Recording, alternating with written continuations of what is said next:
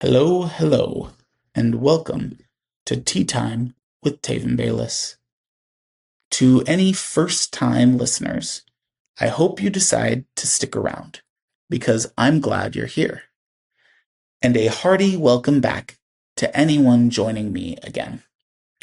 When was the last time you went out for a group activity? What was it? Did you enjoy it? I'm recording this the day after Father's Day. It was my first Father's Day after the birth of my daughter, Eliana. We had a wonderful day at church. There was a nice lunch of pulled pork, potato salad, and coleslaw after our church services, organized by a few of the members. The kind of casual potluck where everyone brings a dish and somehow it all comes together perfectly. Eliana spent most of the lunch passed from one set of arms to another, cooed at by half the congregation, unaware that this was supposed to be my day. There was even dessert. The brownies, which I was not supposed to eat due to my gluten intolerance, were delicious. I had exactly one bite, then decided it was worth the consequences and ate the rest. In the evening, Emma, the loveliest woman I've ever known, made an absolutely spectacular dinner. We had surf and turf, which is seafood, and beef steak served together. We had shrimp, and then two kinds of steak. One was marinated in a flavor-packed balsamic vinegar marinade, and the other was pan-seared with butter and garlic. All of that was served with balsamic baked broccoli and a baked potato. Practically professional quality because Emma does not do anything halfway. I told her yesterday, and I still stand by it after eating the leftovers today. I think it was one of the top 5 best meals she's ever cooked. My first Father's Day as a father has gotten me thinking a bit about what it means to raise children. Which brings us to our phrase for the day. It takes a village. The full phrase is, it takes a village to raise a child. Without diminishing, meaning without reducing the importance of the irreplaceable role that parents play in a child's development, the phrase means that the support of the surrounding community is necessary for a child's healthy development and eventual place in society. There are many important roles that members of a community play as influences in a child's life. Teachers, coaches, neighbors, mentors, and friends, just to name a few. None of them replace a parent. All of them shape the final result in ways a parent alone cannot. Here's a quick example. My daughter has loving parents, but it also takes a village of people around her, at church, at school, and in our neighborhood, to help her grow into who she's meant to be. I can teach her plenty. I cannot teach her everything. Keep that phrase in mind. I'm going to come back to it more than once before we're done. As I mentioned before, I am a religious man. Without delving into the theological reasons for my faith, one of the major reasons I'm such an active part of my church is the community we create when we gather together often. On Saturday, we had a baptismal service for 2 young girls, sisters, 8 and 9 years old. A baptism is a ritual within the Christian tradition that symbolizes starting a new life as a follower of Christ. It is also the ritual that makes someone an official part of my own church community. We had a good number of people there to support these two young sisters' decision to join our community and to show their love for Jesus. Folding chairs were set up before a small baptismal font. Excited and smiling faces of family and friends filled the room, and a few of the younger kids fidgeted in their seats. That support is an essential part of my own faith journey, as well as a formative part of the man and father I have become. When I was young, my parents got divorced. My father left us and was never part of my life after that. I have almost no memories of him at all, just a handful of disconnected images. I grew up with my hardworking mother, who did everything she could to provide for me, and with my grandparents, who lived close enough to step in whenever she needed help. For most of my childhood and teenage years, Father's Day was a very difficult day for me.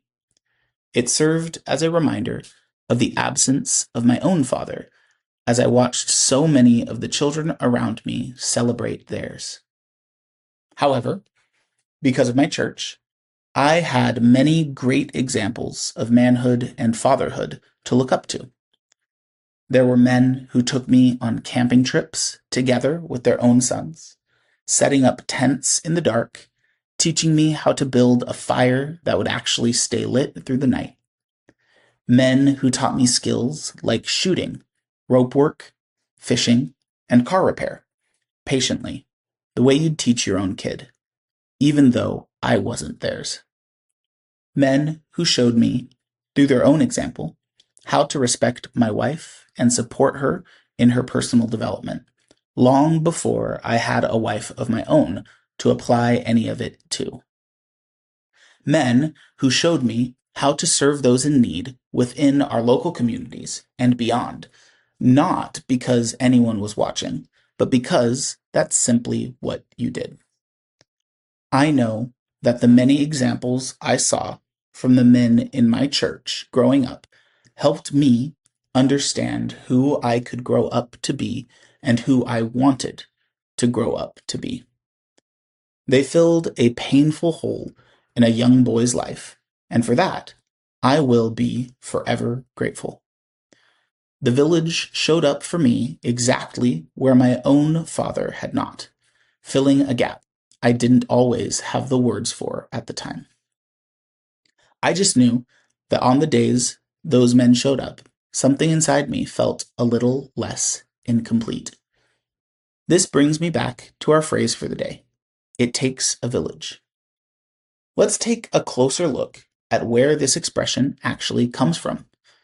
It's commonly described as an African proverb, and you'll see it labeled that way in plenty of places, often with a specific country or tribe attached for good measure. But here's something worth being honest about. Nobody has ever been able to trace it back to a specific tribe, language, or source.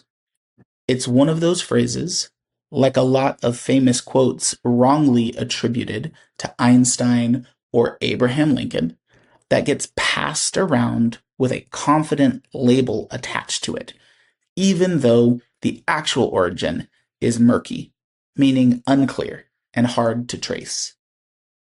What we do know for certain is how the phrase entered mainstream American English.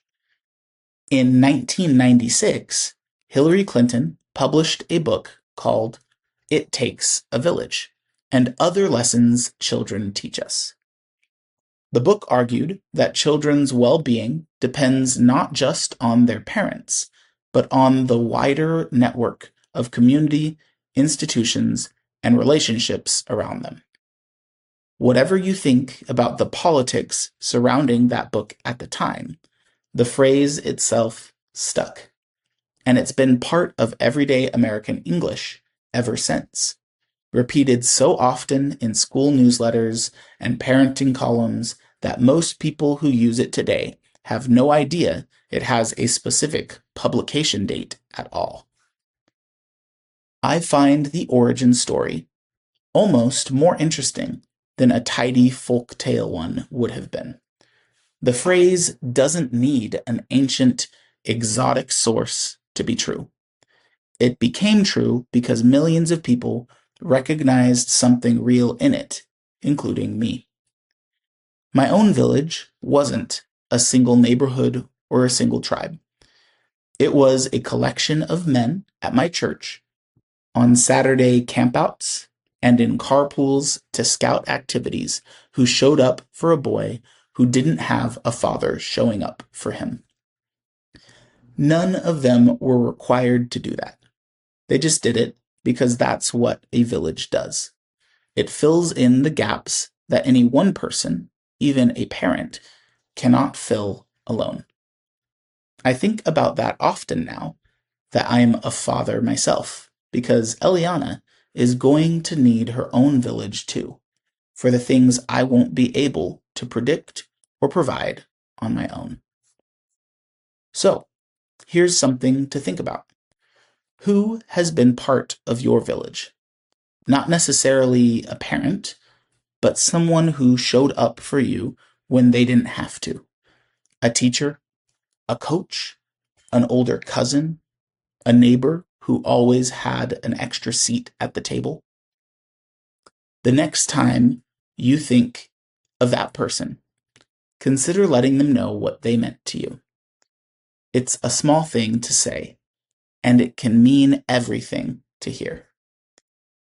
I think that the need for village support doesn't go away once a child is grown and ready to strike out on their own. I know I still need my village. That's why I go to church. I firmly believe that it is not good for people to be alone. Humans are social creatures, meaning we have evolved social, psychological, and even physiological needs for community. The kinds of needs that don't simply disappear once you've reached adulthood and can technically take care of yourself. I've talked a lot about church today because it's such a central part of my own community. It's where I found friends and role models growing up.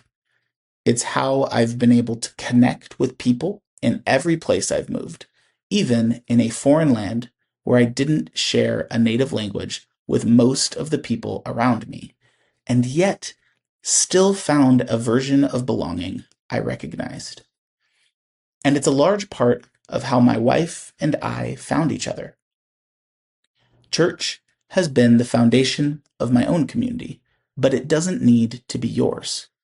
Find a community where you feel comfortable, where you're surrounded by people who share some of your passions, and where you can work and improve together. Join a chess club. Go out with a birdwatching group. Connect with your local historical society. The specific shape of the village matters far less than whether you actually show up to it. It takes a village to raise a child, but I think it also takes a village to live a happy and fulfilling life. I got to be on the receiving end of that village for most of my own life. Now, as a father, I get the chance to be part of someone else's. And with that, my cup is empty. Thanks for joining me for tea time. Until the next pot.